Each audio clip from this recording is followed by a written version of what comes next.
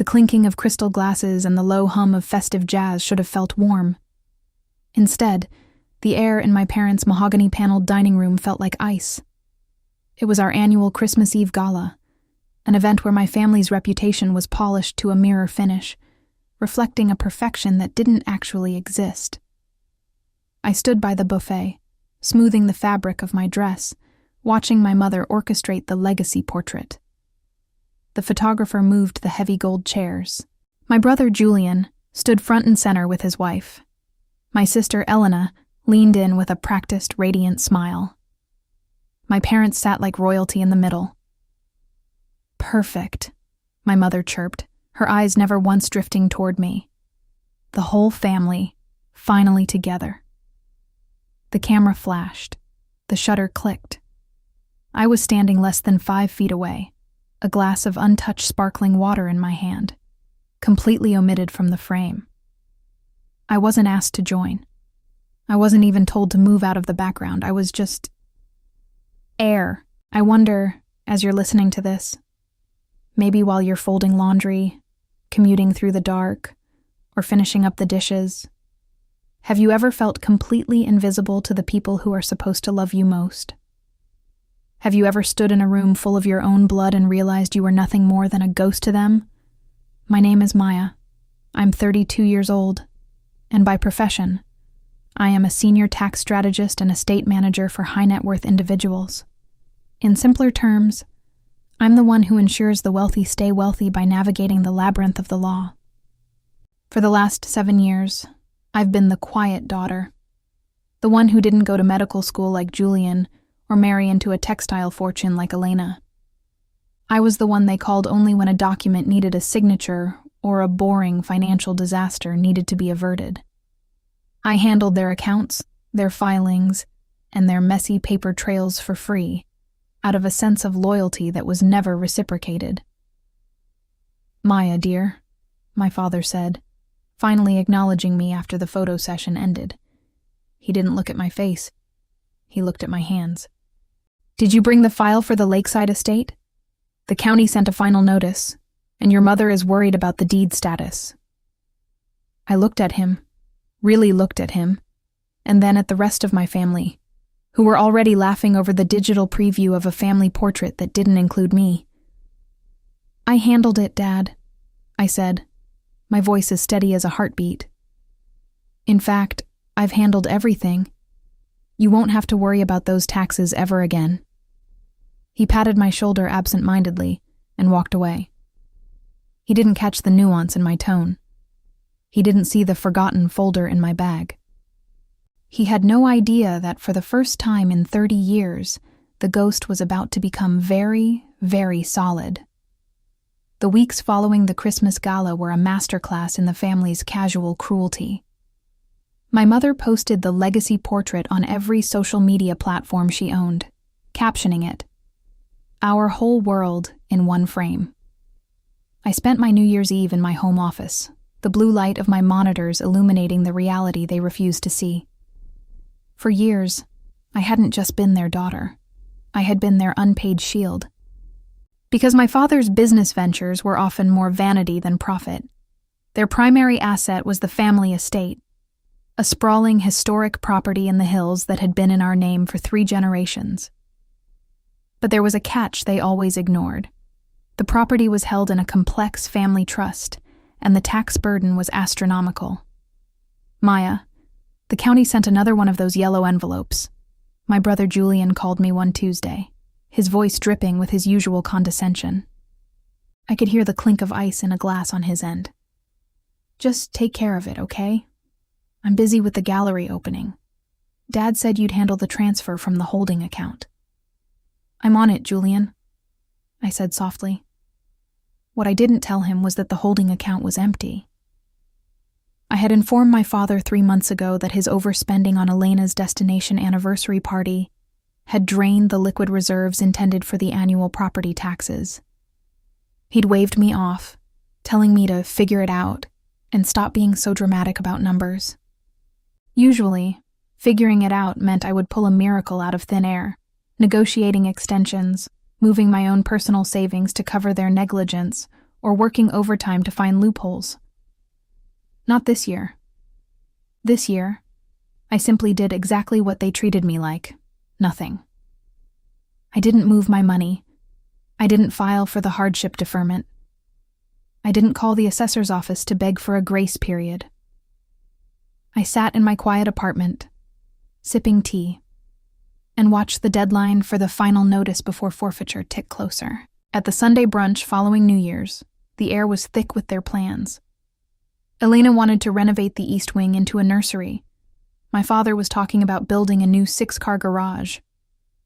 "Maya, you've been awfully quiet," my mother said, nibbling on a croissant. "I hope you aren't still pouting about the photo. It was just a space issue, dear. The lighting was very specific." "I'm not pouting, Mother," I replied, my voice a calm, steady stream. "I'm just reflecting on legacies, how easily they can crumble if the foundation isn't maintained." "Well, that's why we have you," my father laughed, raising his mimosa. "The most reliable girl in the world. To the family." "To the family," I echoed, clinking my glass against theirs.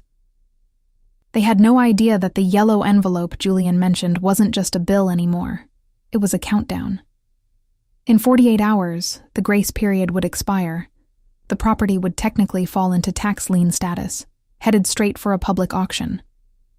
And because of the specific way the trust was structured, a structure I had warned them about for years, the failure to pay would trigger a dissolution clause.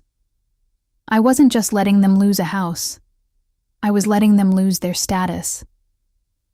The 48 hours passed with a silence that felt heavy, like the air before a massive storm. I stayed away from the family group chat, ignoring the pings about Elena's new marble samples for the nursery.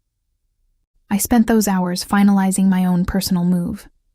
A quiet apartment downtown, under my own name, with a view of the city skyline instead of the suffocating family oaks. On Wednesday morning, the deadline expired. The county's automated system is cold and efficient. By 5:01 p.m., the grace period status on the online portal flipped to tax lien certificate issued. Because I hadn't filed the protective stay, the secondary clause of my grandfather's trust was triggered. In the event of fiscal insolvency or failure to maintain the primary residence, the trust shall be liquidated, and the property shall be sold to satisfy the debt. 2 days later, the storm arrived in the form of a certified letter delivered to the estate. My phone rang at 10 a.m. It was Julian. He wasn't just annoyed this time. He was hyperventilating. Maya, pick up the damn phone. There's a man here, some official from the county, and he just served Dad with a notice of foreclosure. He's talking about an auction? He says the taxes haven't been paid since last summer. Tell me this is a mistake. You said you handled it." "I did handle it, Julian," I said, leaning back in my office chair. My voice was a flat line of calm. I followed Dad's instructions to the letter.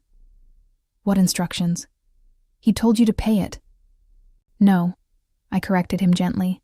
"He told me to figure it out. And when I told him the holding account was empty because of Elena's party, he told me to stop being so dramatic about numbers. So I stopped being dramatic. I stopped doing the unpaid labor of a tax strategist. I simply stopped." There was a long, horrified silence on the other end of the line. I could hear my mother screaming in the background, something about her reputation and the garden club. You let this happen?" Julian's voice cracked. "Maya, the house is worth $4 million. The tax bill is only $60,000. You could have moved your own money. You have it." "I do have it," I agreed. "But why would I invest my hard-earned savings into a family that doesn't even have room for me in a photograph? Why would I protect a legacy that treats me like a ghost?" "You're insane," he hissed. "Dad is going to disown you." "He can't disown someone who has already left," I replied. "And Julian? Tell Elena to put those marble samples away. The nursery belongs to the county now." I hung up. I didn't block them. Not yet. I wanted to hear the realization set in. I wanted them to feel the floor drop out from under them, the same way I felt every time they looked right through me. But the big reveal wasn't just about a lost house. It was about the folder I still had tucked away in my desk. The one that proved that even if they found the money to pay the taxes now, they no longer had the legal right to the land. The confrontation happened 3 days later. I didn't hide. I invited them to my new office. When they burst in, my father purple with rage, my mother's eyes red from crying, and Julian looking like he'd aged a decade, I didn't stand up.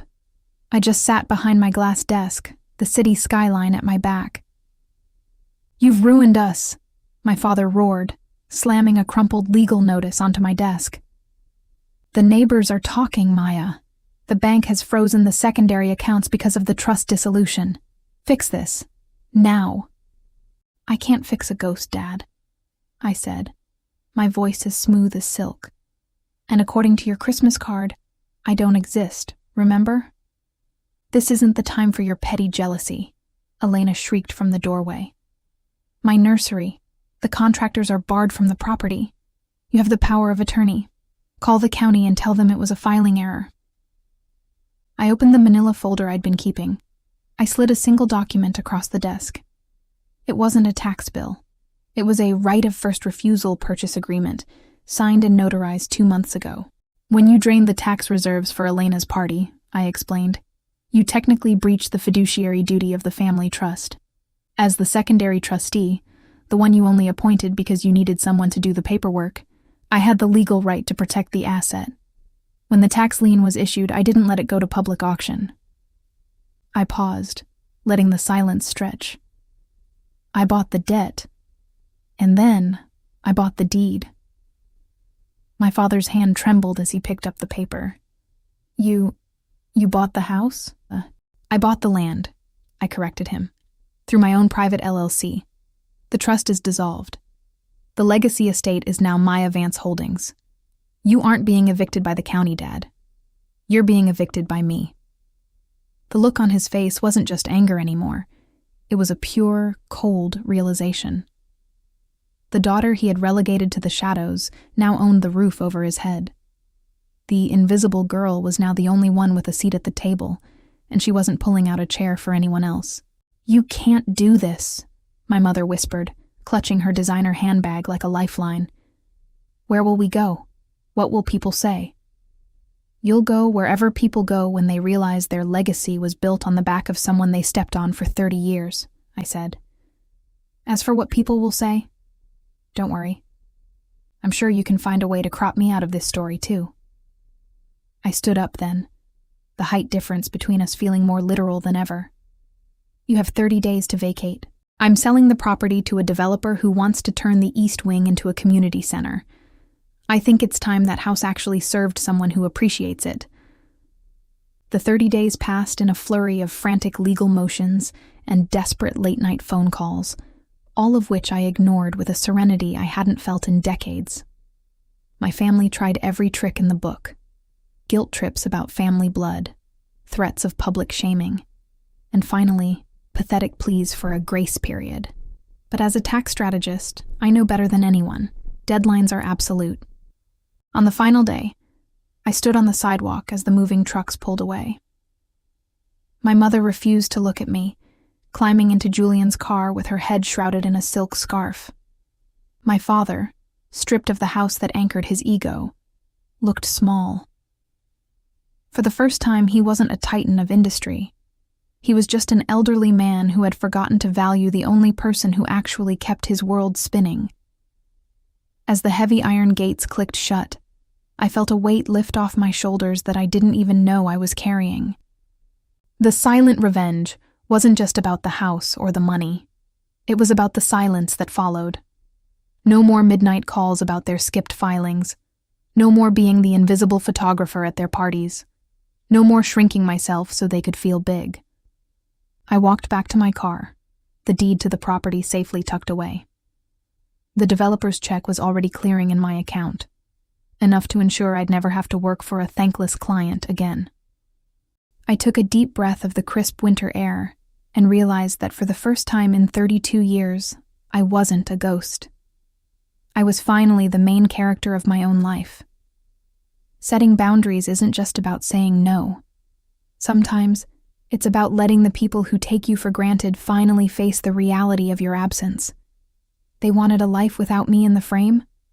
Well, now they have exactly what they asked for. What about you? Have you ever been the invisible one in your family, only to realize you were the one holding everything together? How did you finally reclaim your power? I'd love to hear your stories of quiet victory in the comments below.